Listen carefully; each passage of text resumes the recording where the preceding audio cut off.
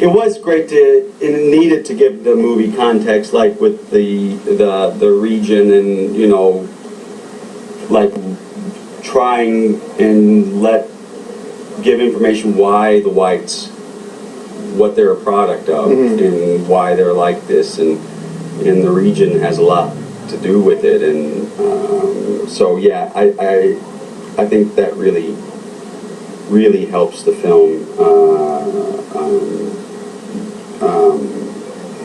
Well, the region's definitely one of the characters in the movie, you know. Right. Just the town itself, just What is kind of the real life Dukes of Hazzard, but much harsher in a way. Except the car's got a flat tire. It never gets out of the yard from the trailer. Do you guys feel any kind of, you know, you guys are known for pushing the envelope, particularly Jeff and Johnny. In something like this, do you pull any punches? Do you? well, like I said, I was pretty upset when he didn't catch a bullet out there. But, He wasn't joking. Probably because we were. I believe it.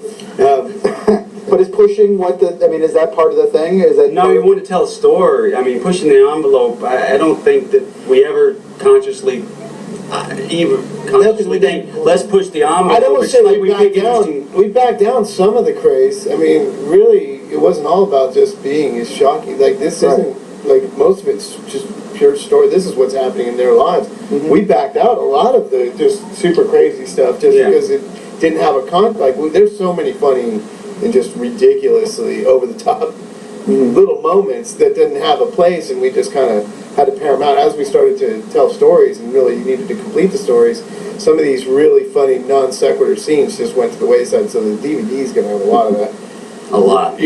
Sort of extreme stuff. But yeah, I mean, there was no way to push the envelope. You know, basically we opened the envelope and there it was. You know, that was it. That was like, okay, put the camera on and that's it. It's a powder keg and a video camera is a match. You know, you just get there and it's just gonna happen. Well, I mean, I've hung out with them tons with cameras off. It's the same thing. It's not. It was just like I had to create a situation where they felt comfortable in front of the cameras, being themselves. You know, and you know, but I didn't like say like, hey, here's an idea.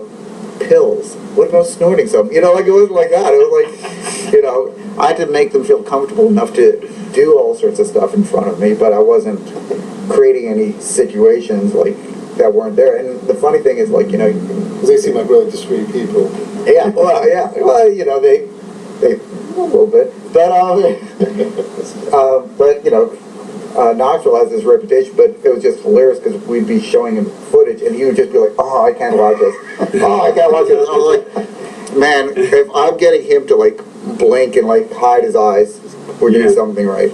Was that One true? time you'd be watching cuts and you see Jessica, one of them I mean, you just see how sometimes volatile these situations, like it's just, it could go from really fun to really dark and crazy.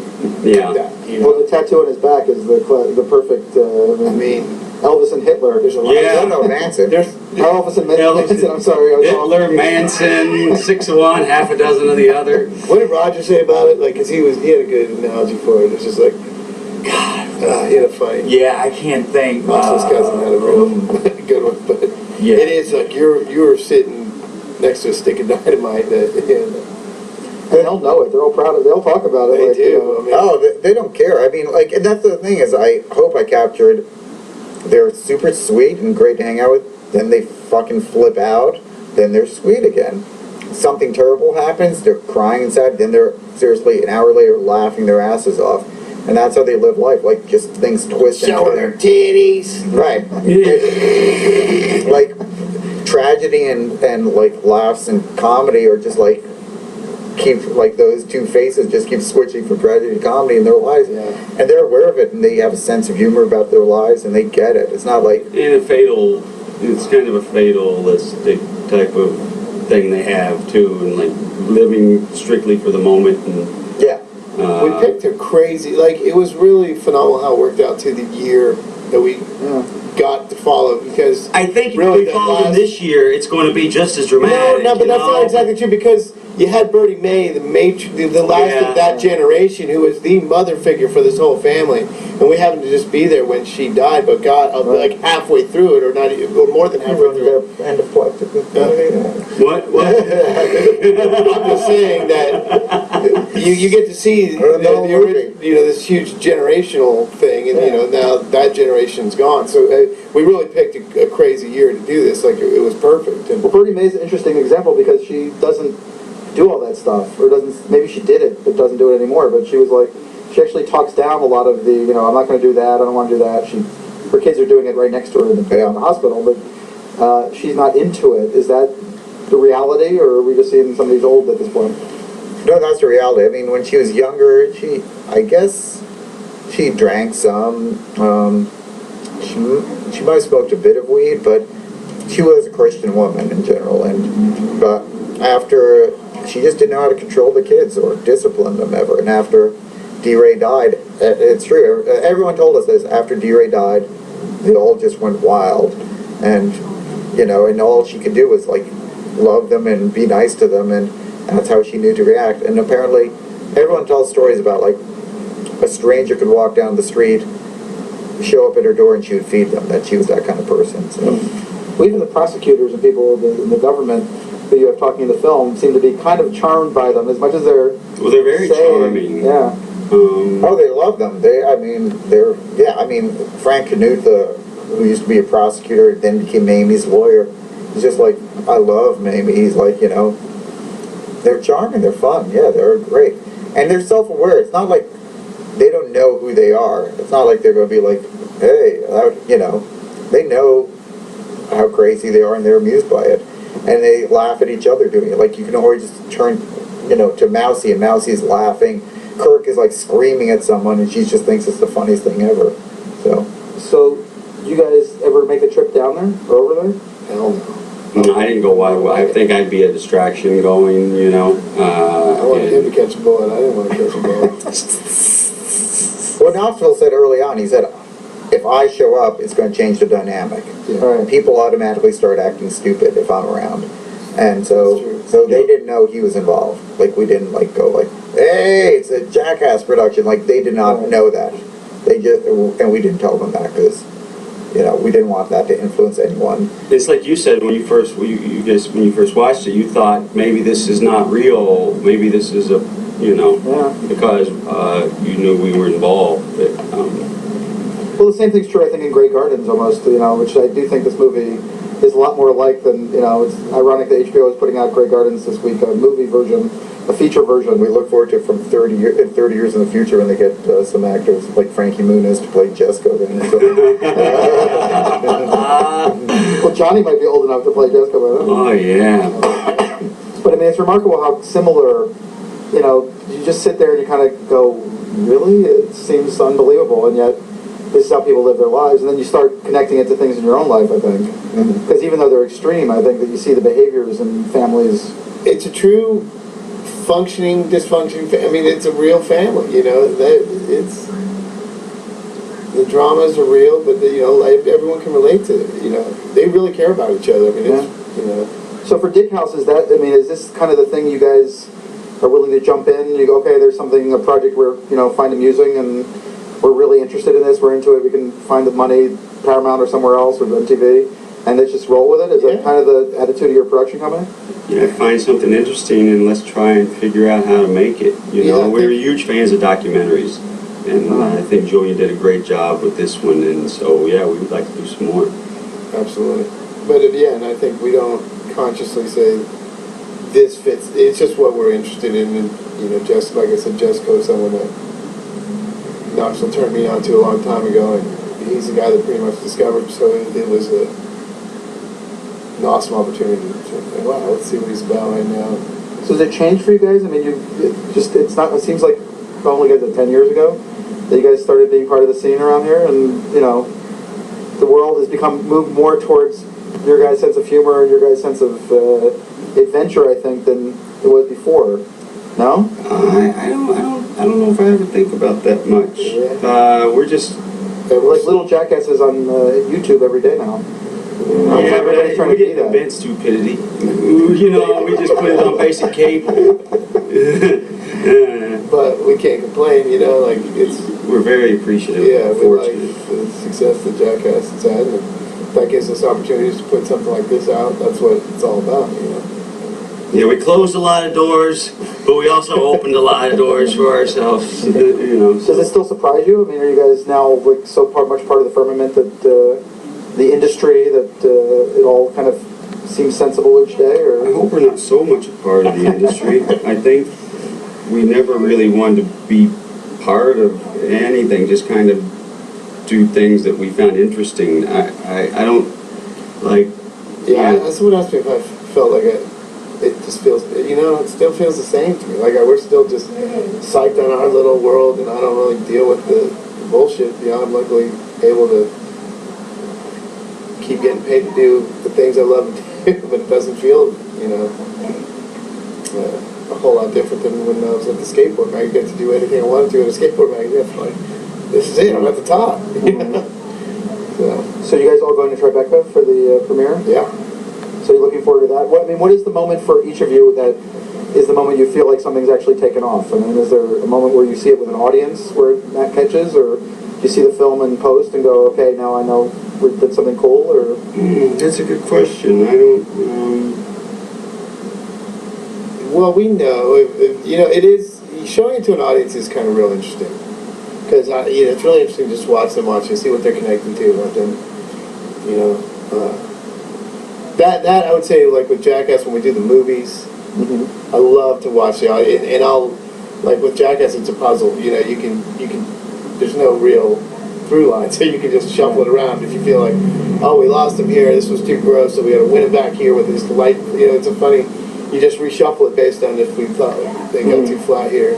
But this movie was more different, like it was just, let's play, well, they were the same sort of, this is a lighter moment, this is a darker moment, and you could shuffle because it's just vignettes of different family members that don't always weave through, you know, each family was sort of a storyline, but it was a similar thing to watch him and see if we were losing him or if it, So will you know when you go to Tribeca and you see that large audience that's not been recruited or you dragged out, how it works for you?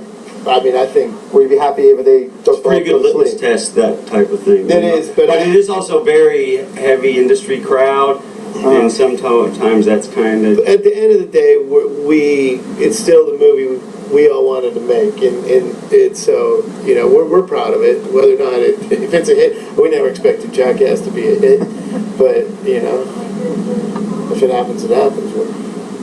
And do you, I mean, when it comes around to awards time, it seems like a million miles away, I'm sure, from now for you guys, but I mean, this seems to me like a movie that could actually get some Oscar play. For us getting, you know, as many awards. I know, it'd be shocking, wouldn't it? I can't believe that. When it comes to winning awards, you're looking at two real award winners on either end. Yeah. We need to put in the stuff about Mamie escaping from Auschwitz first, and then we'll get that award. You just blew it. That's Shit, we couldn't even win an MTV Movie Award. Yeah, I don't think awards. I mean, it's never really in the. I have a feeling a lot of documentary people are going to hate the shit out of this. So why?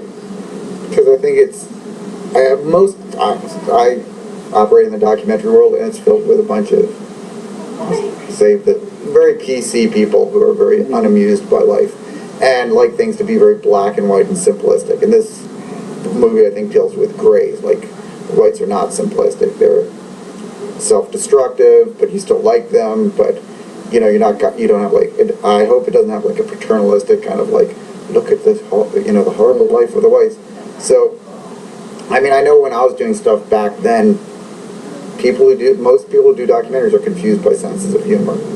So, you know, you look at most documentaries. But isn't that when the great ones, I mean, isn't that when the ones that are great emerge, it's because they are something else besides that? I mean, look at something like Grizzly Man, or something like Great Gardens, or whatever. I mean, they're just like, you know? And yet, that's the genius of it. It's not just, you know, right now everybody's documenting everything they ever did, practically. Oh yeah, it's annoying. Their first poop and their first, you know. Yeah.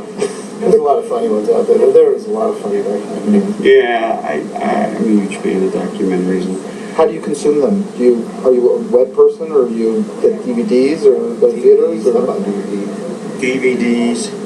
Priya, our head of development here, will give us a lot of great documentaries. Just friends, we pass them around like baseball cards. Do you guys go to the movies? Much? Yeah. I don't. I don't very often, but I do. Do you not go because it's paying to go as a celebrity, or you just not into that? No, I just don't go. I'd rather watch documentaries, really. And, yeah. I just don't see a lot of new movies. I'll watch old movies at the house and whatnot. Yeah, I don't know. So is there a next project in this whole thing? Is there somebody else to crawl out from under a giant rock in West Virginia, or We're doing a thing about knitting circles now. We thought that'd be really interesting. Yeah. the kinder, gentler universe of? Yeah, they're very nice knitting circles. So, we're not even finished with this, and we're premiering in a week and a half, so we're still under the gun finishing the last graphics and stuff. So there's been no time to think about something else. So. And do you guys have a backlog? You guys, like what the next documentary project is, or something that somebody else came along with, or? Well, we have the Steve O documentary coming out Right. on MTV, and we have a lot of stuff we're doing. It's we have we have a few shows on MTV right now. Nitro Circus, Fantasy Factory. Jeff's more involved with that. A secret TV show we're talking about. Yes. There's a lot of. We stayed in the Jackass World, the website. We're very busy, and Jeff and I are. There's a lot of even documentary stuff on the web, like you talking to Popcorn. Oh yeah, on Jackass. You should go to Jackass World and look at my interview with Popcorn Sutton, this old moonshiner from Tennessee. Huh. He's now deceased, but I talked to him like before he. Yeah, we got And he was one of Jessica's friends. Yeah.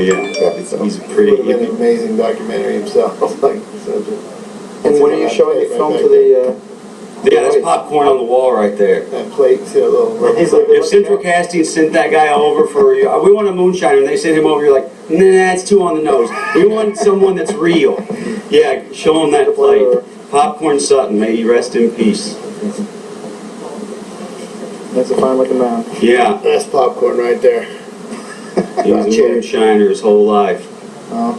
And he passed away before he went away, before he was incarcerated. What was he going to be incarcerated for? Moonshine? Moonshine. At that age, how old was he? He was 32. No, he was 60, 60. He had real severe diabetes, and he managed it with just candy bars on his bedside table. I mean, he didn't, But they were still going to put him in jail for moonshine. Yeah. Well, he kept making the moonshine and letting people film him making the moonshine. Then they'd say, please stop making the moonshine. Then he'd be like, I won't. And then he'd let... There's that advertising he did that got him in trouble. It's like if you're selling moonshine or, something illegal, don't advertise. But I don't want to, I'm not judging Popcorn. I thought he was something else, and I was lucky to be able to sit down with him. But And when are you showing this movie to the whites, do you think? We're trying to get it finished first, and then we want to show it to them, not with an audience, but so that they can see it privately first. So it should be pretty soon. We're going to film him showing it to him because that might be when he catches that bullet. Yeah. It could be.